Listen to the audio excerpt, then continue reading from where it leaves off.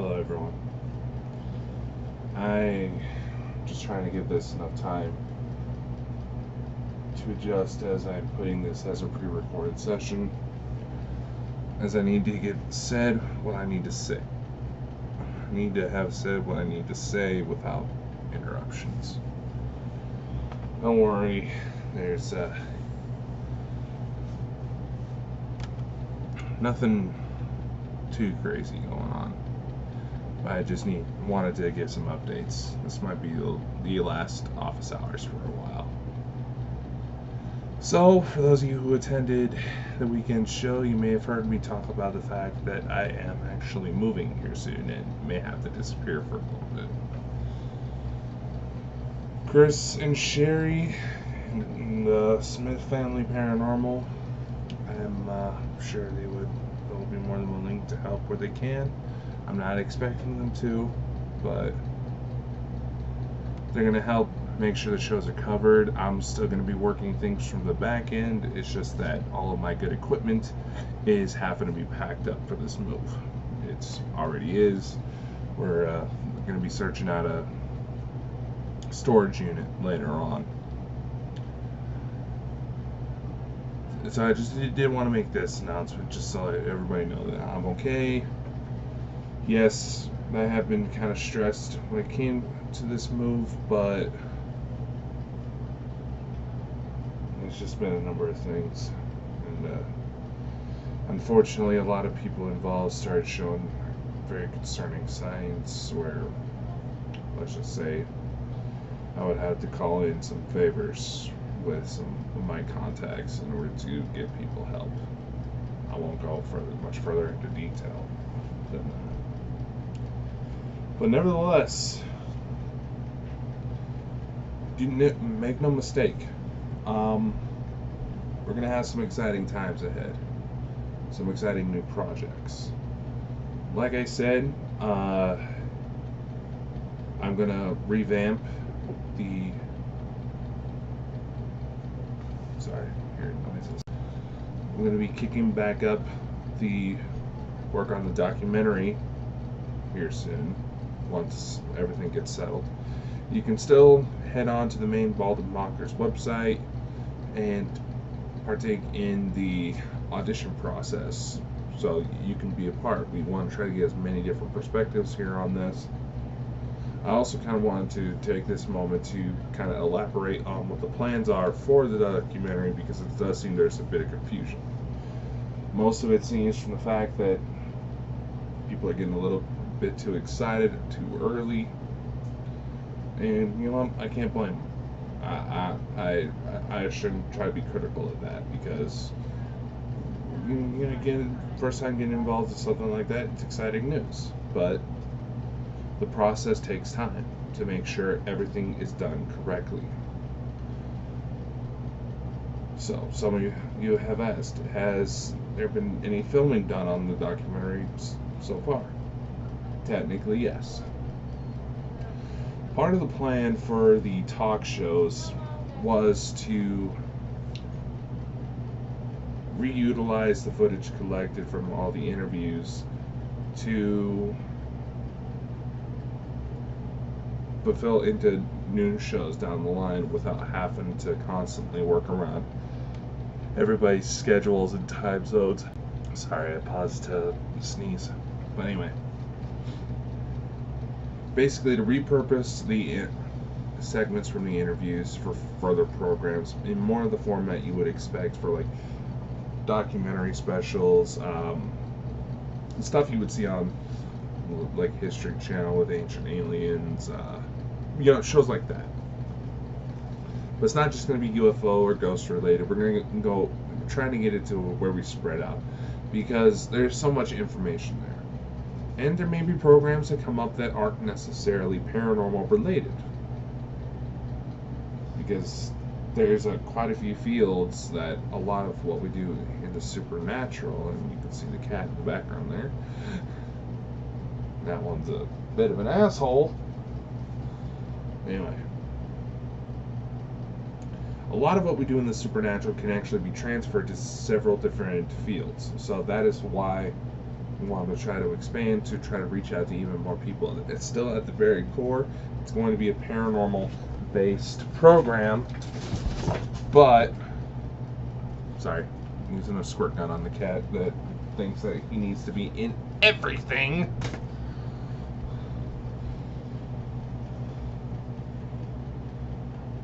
It'll still be, the company itself will still be paranormal based, but we also want to try to dig into business related subjects. We want to try to release books, release full on documentaries, special programs to other platforms. We want to try to get reach at it as far and wide as possible, and we also want to try to establish a better front,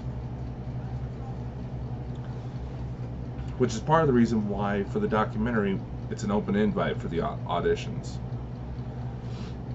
Now, of course, there's been some of you who believe the trolls, who believe the naysayers, even knowing damn well that there was already a fight going on in place, and certain statements should have probably been taken with a grain of salt, meaning that, myself included, everybody was allowing their tempers to get the best of them. But we are going to be moving on from that, because there's so much drama when it comes to these types of fields. When we become focused on the drama, it holds back from so many amazing potential opportunities. We don't want to do that anymore. We don't want to try to give these opportunities to as many well-deserving people as possible. Which is also why with this documentary, not only are we going to be doing that, we're also going to be trying to expand our network. We're trying to integrate more people. And it's not just going to be an open invite. No. So many of these paranormal groups have tried to establish that sort of front, for lack of a better word, turned into social clubs. The drama was allowed to flourish, and some rather shady criminal behavior began to flourish, and we don't want that. That has damaged the drama, the fact that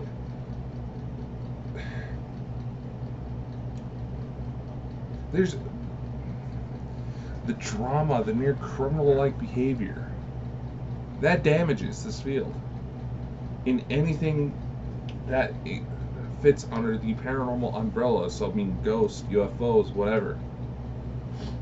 It's all damaged because of that, and we want to kill it. We want to kill it, we want to bury it, and we want to make sure it's ghosty and never willing to come back.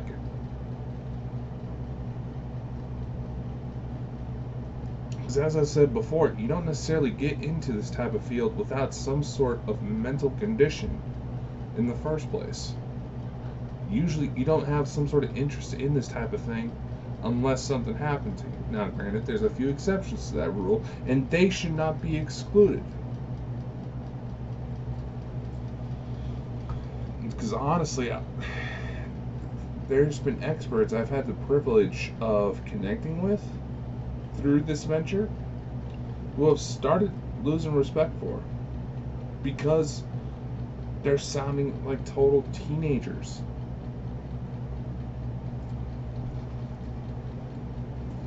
That's not something I want to flourish in this company. I want to try to highlight the human experience, the freaky, the good, the bad, all of it.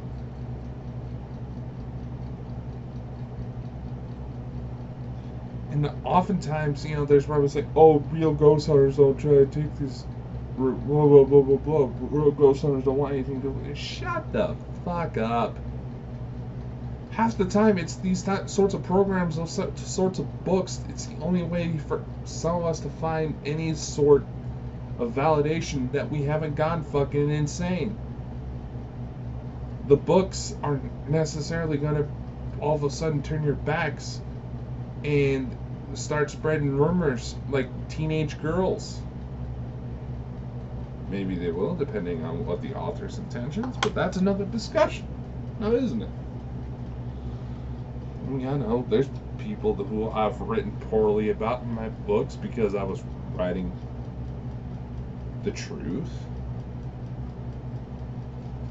who tried to use it against me, even though those particular books were for the betterment of myself and maybe reach out to others.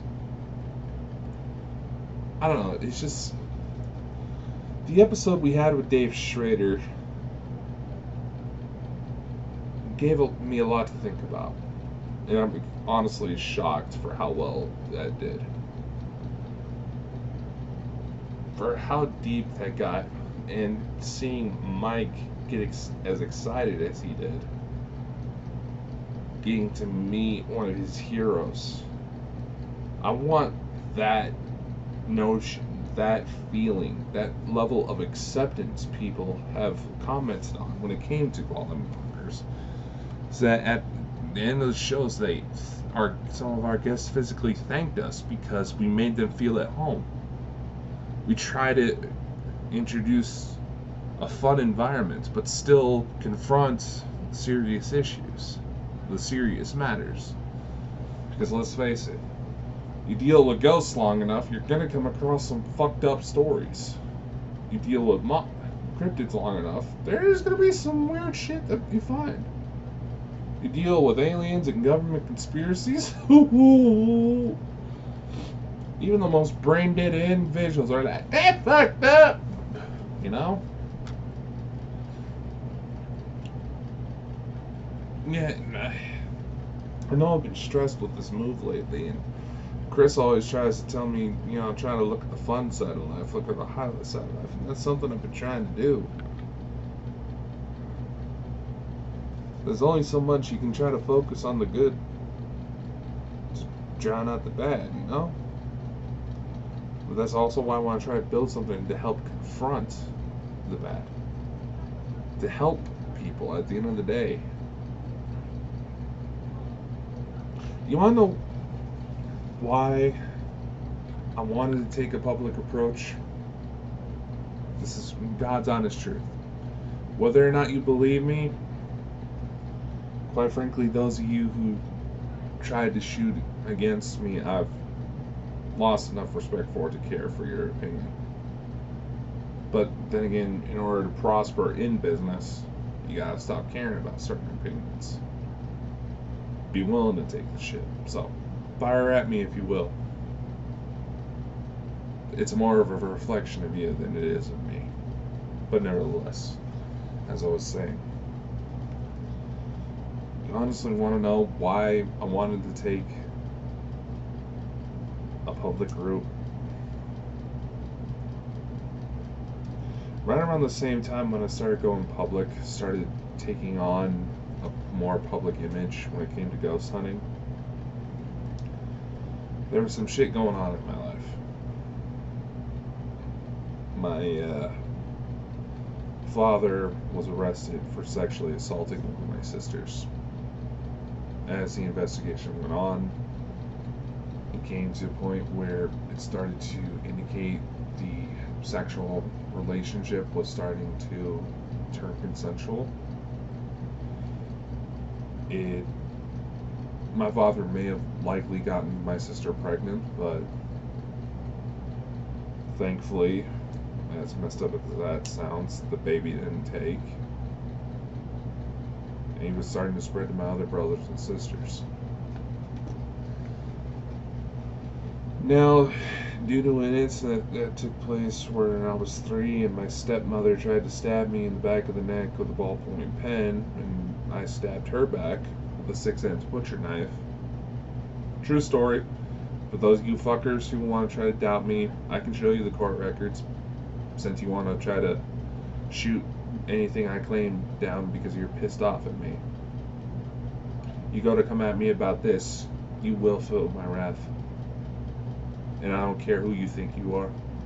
I have plenty of tricks up my sleeve. Sorry. Clearly there's still issues I got to work through. And honestly, I've contemplated going back to counseling. I've been thinking about it. There's a good service, but I usually go through. But anyway. Because of that incident when I was 3, I was separated from my father. I could go visit which I tried to do anytime I knew I had a new brother or sister, but I wanted to take the public route because at the time it was starting to look like I was never going to get to see them again. My siblings that were still in that house, I have no full, just to kind of elaborate, I have no full blood siblings. All of them were half brother, half sister type thing, or step brother, step sister, but that's another headache. Because of that situation, they were taken into foster care, and it was starting to look like they were going to be adopted out. I may never see them again. The thing that fucked with me the most was that the youngest at the time, my sister Megan, she was only 6 months old when foster care took her in. I had yet to meet her. So, as my way of trying to cope with the possibility of never seeing them again, I wanted to try to get my name out there as much as possible, so that way when they were old enough, it would be easy for them to find me. And I'll admit, there's probably been plenty of times where, as I've gone on my journey, I've lost track of that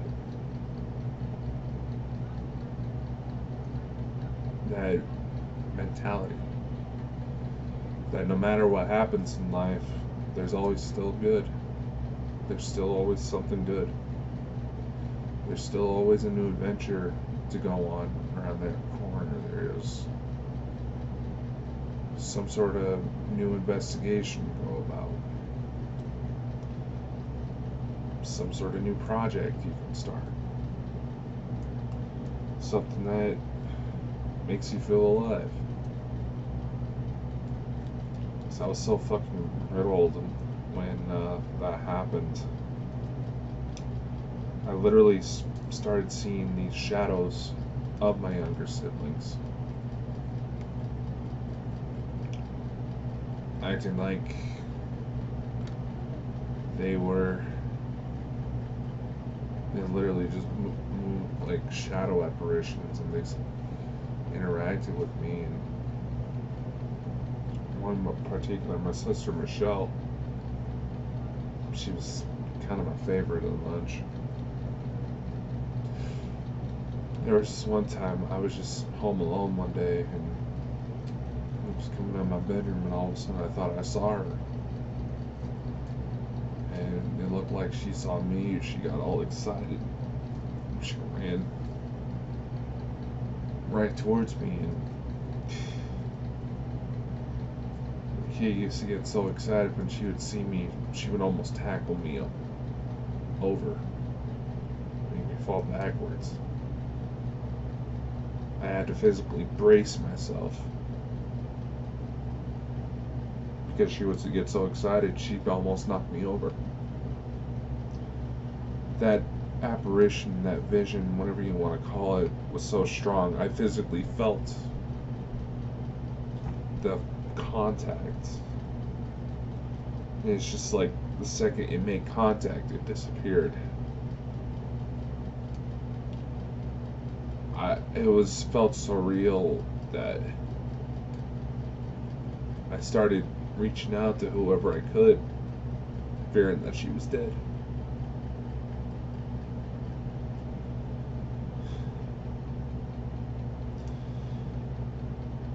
And I'll be honest, part of what's been fucking with me about this move is that some of the people involved, I'd have to question whether or not I was going to have to make a phone call to 911, because they would start acting like they were on the verge of hurting themselves, and there wouldn't be anything I could do to stop it.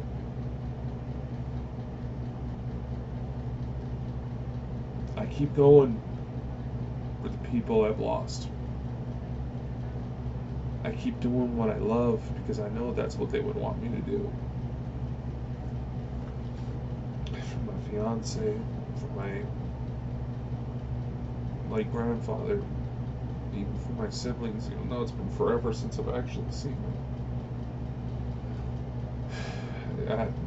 I do know there's someone in Arizona doing a lot better, which I hoped would happen for them one day, but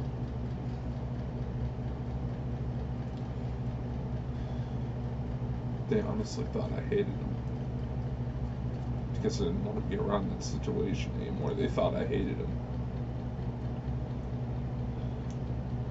And now so much time has just passed. It's just that, yeah, we may be real related, but that's it.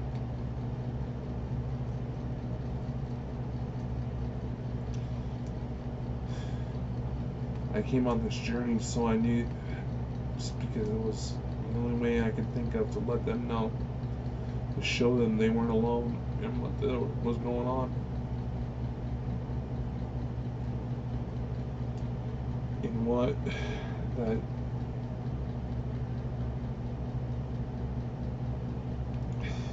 at the end of the day it would always be okay.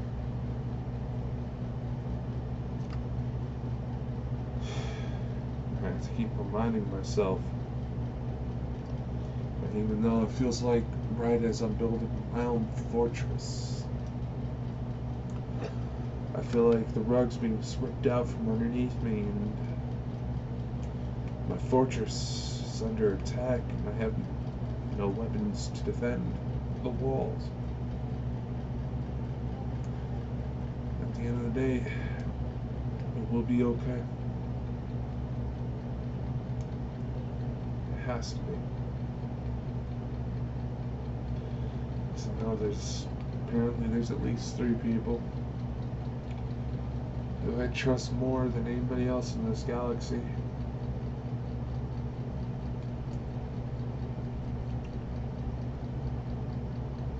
Will have my back, no questions asked. Now we know about each other. I wouldn't ask in the first place.